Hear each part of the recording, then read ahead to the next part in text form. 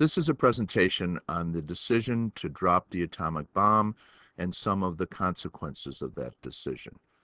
What we're seeing here is Hiroshima, part of it after the dropping of the bomb on August 6, 1945. The timetable of the bomb is very important. Let's go back to early 1945, February, at Yalta, on the Crimean Peninsula, where the big three met. In this case, that meant Roosevelt, Stalin, and Churchill, representing the U.S., the Soviet Union, and Britain, what was called the Grand Alliance in World War II. Now, Roosevelt's concern was that the war in the Pacific could take a long time and could cost a lot of American lives. By this time in February, it was obvious that the defeat of Germany was only a matter of time.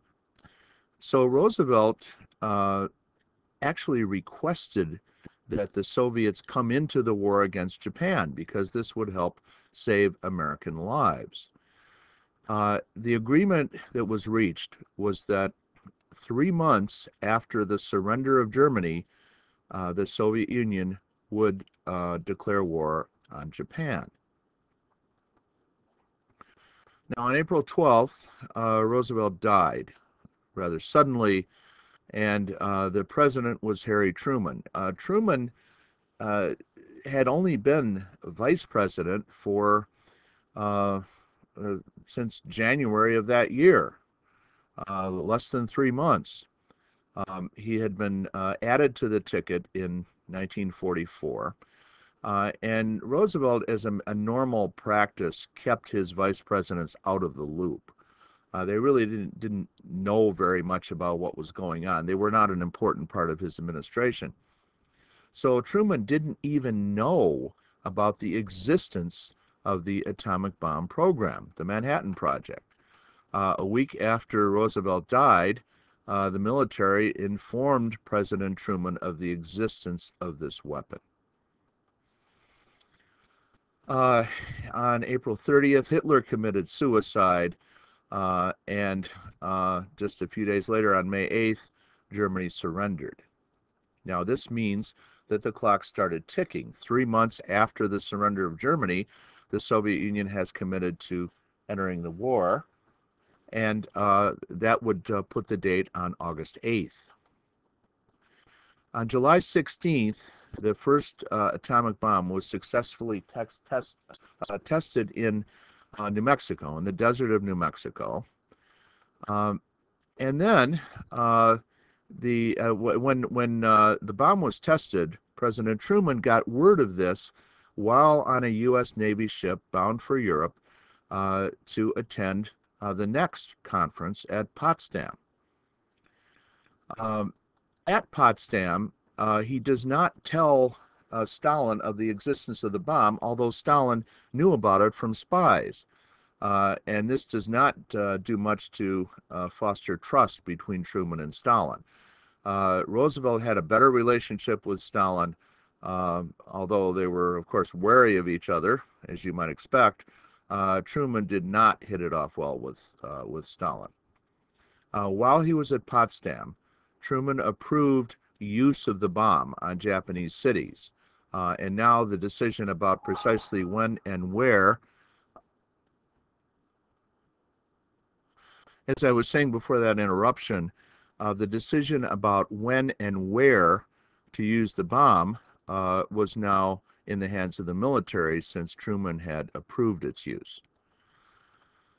The following day, the Potsdam Conference issued the Potsdam Proclamation, in which they threatened Japan with prompt and utter destruction unless they were to surrender unconditionally.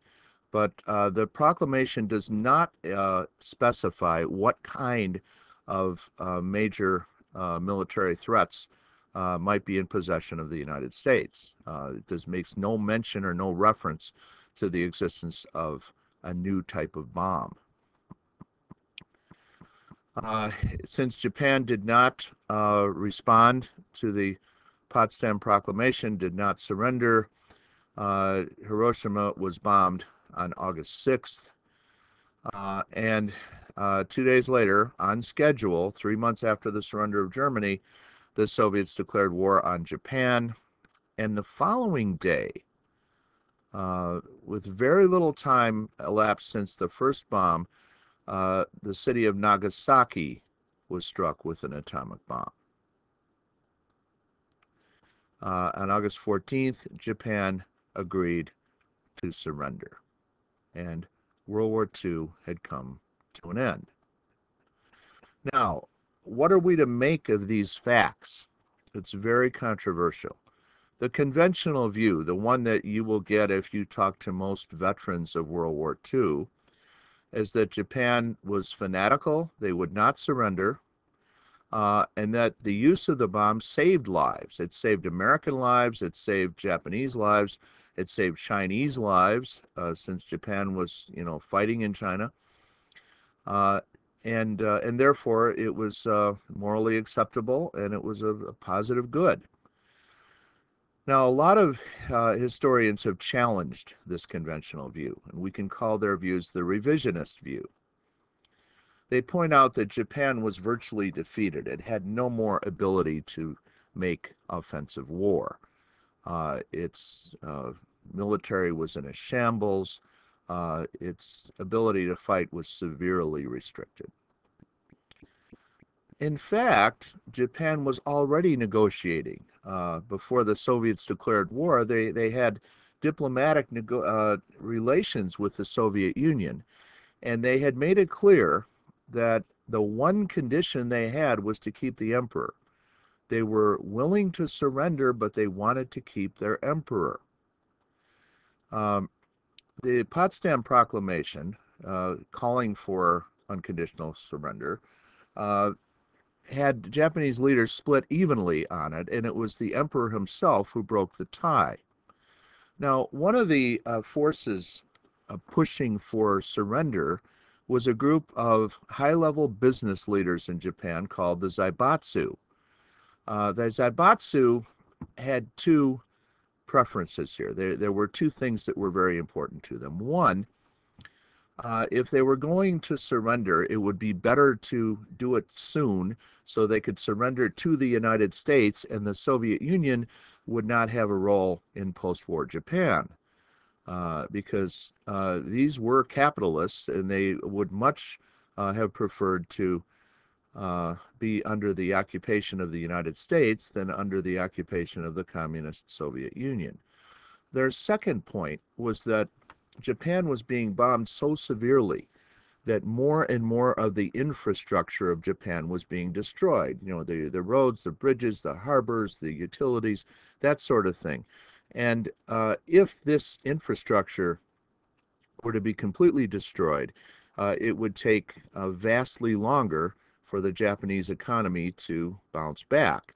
And they were already looking to a post-war rebirth of the Japanese economy. Now, another fact is very troubling to the conventional view. Why did the United States drop not just one, but two bombs in early August of 1945? If one believes that the purpose was to save American lives in an invasion, there's a problem here, because the invasion of Japan was not planned until November of 1945. To plan an amphibious invasion, a D-Day style invasion of Japan, was a massive undertaking. It required a tremendous amount of logistics, and this would take time. And that invasion was not going to come until November. So why the rush to drop not one bomb, but two? Another troubling fact is that the United States did finally allow the emperor to stay. If we were demanding unconditional surrender, then why did we allow the emperor to stay? And if we were going to do that anyway, why would we not allow him to stay before the bombs were dropped? Why was there no clear warning to Japan of what we had? Why was there no demonstration bomb, dropping a bomb in the ocean and showing them what we had? Now, some people would say that the demonstration bomb was, we only had a limited number of bombs, and you know, we couldn't use one. What happened if it failed? We would lose face. But there are arguments on both sides for that one. Why not tell the Soviets at Potsdam? Uh, was the real target of the bomb the Soviet Union? And why did Japan finally surrender? Was it because of the bomb, or was it largely because of the entrance of the Soviet Union into the war?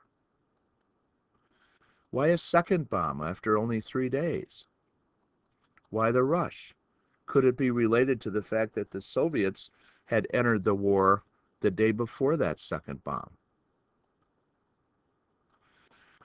Uh, Basically, was the bomb the last shot of World War II or the first shot of the Cold War? Was it necessary to use the bomb to end World War II?